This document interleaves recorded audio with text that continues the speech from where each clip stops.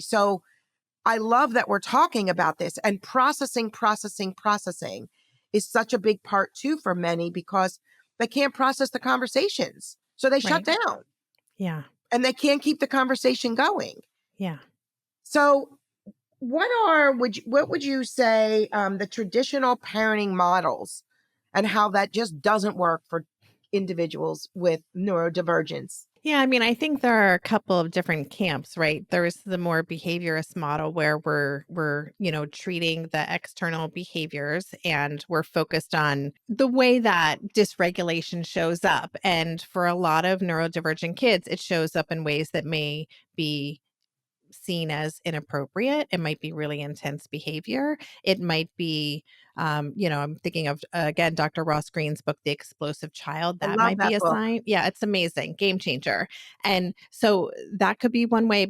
Could be kids who seem like they are unmotivated or lazy or non-compliant, all of these things. And so in the one camp, you have, and this is unfortunately the way a lot of school systems and a lot of models approach working with kids like this, is to try to focus on those behaviors using point systems, using behavioral plans and things like that.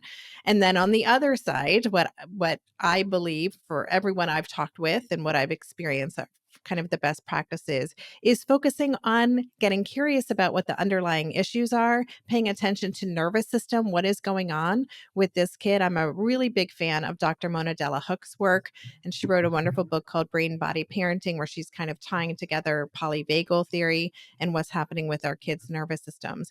And so it's a complete shift in how we parent or show up for a dysregulated child, and dysregulated because of their neurodivergence, right?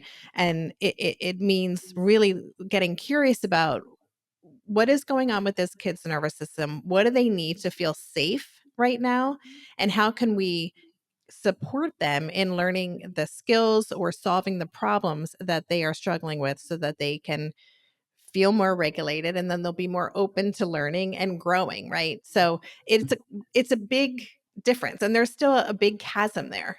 And again, unfortunately, a lot of schools and more traditional systems are still kind of stuck in this behavioral approach. They're only looking at the tip of the iceberg and not everything going on underneath. No, I love that. And it reminds me of the look, listen, and learn.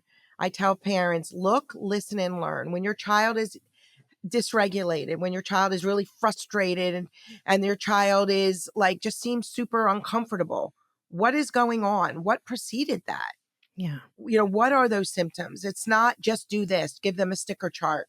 It's the look, listen, and learn. And you'll start to see these patterns. What are the biggest misconceptions with neurodivergence?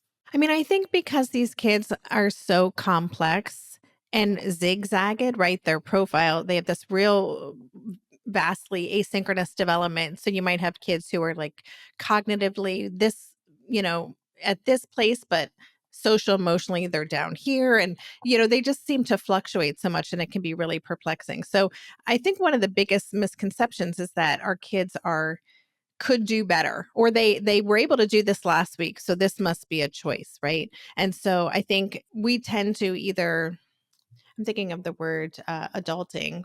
I don't know if that's the right word, but we tend to look at our kids as if they should be more capable than they are, or we're doing all the things right that we've read in a book or whatever, and we're not getting the results we wanted, so we put it on the kid. So I think that is one of the biggest challenges, is really how do we meet this child where they are, and not kind of put our own perspective into them making a choice about something.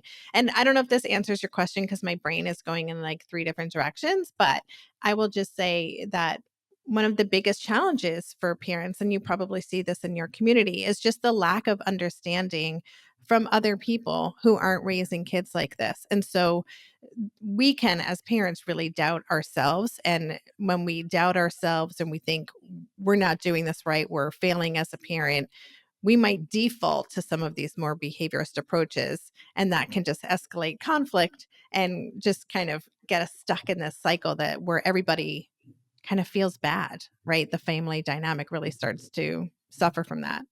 Wow. I feel like with the I'm trying to jot down notes as we're talking, as you're talking. And I'm like, we could do a podcast just on those kind of three kind of topics you just brought up, which I'm very similar to you. My mind goes a mile a minute. And That's why we created our own like communities, right? yeah, it's like a mile a minute. I'm thinking of so many things. Number one, meeting them where they're at. My patients, my clients, the families we work with, they know I say that all the time. We need to meet these kids where they're at. You can't be too far ahead, because if you're too far ahead, you're applying pressure, and Hmm. that will shut your kid down and cause Yeah. them to become incredibly uncomfortable and avoidant to you and your ways. Yeah. And then if you don't do enough and you're not supportive in a way that helps them feel confident, connected, and capable, then they become learned helplessness Yeah. victims. So Yeah. it's this balance and knowing how to meet them. And that's where working with a clinician that can help guide you and help you really understand how to meet them and teach you how to meet them where they're at.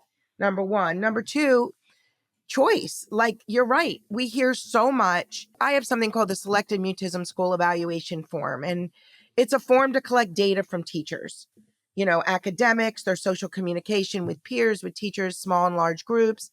And I can't tell you how often we read this and see choice. She's choosing, she's refusing.